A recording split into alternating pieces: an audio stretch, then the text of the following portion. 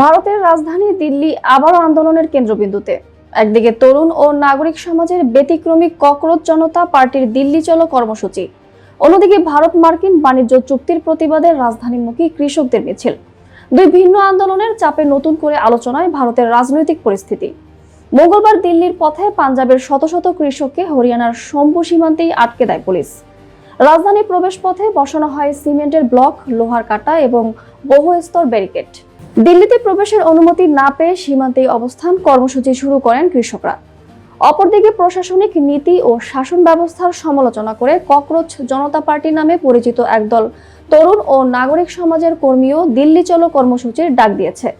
যদিও দুই আন্দোলনের দাবি ও উদ্দেশ্য ভিন্ন, তবু উভয়ের কেন্দ্রবিন্দুতে রয়েছে সরকারের নীতির প্রতি অসন্তোষ। বিশ্লেষকদের মতে আলোচনার বদলে কঠোর নিরাপত্তা ব্যবস্থা অব্যাহত থাকলে পরিস্থিতি আরও জটিল হতে পারে। কারণ অতীতের অভিজ্ঞতা বলছে কৃষক আন্দোলন দীর্ঘায়িত হলে তা জাতীয় রাজনীতিতে বড় প্রভাব ফেলতে সক্ষম। সব মিলিয়ে দিল্লি এখন দুই ভিন্নধর্মী আন্দোলনের চাপ সামলাচ্ছে।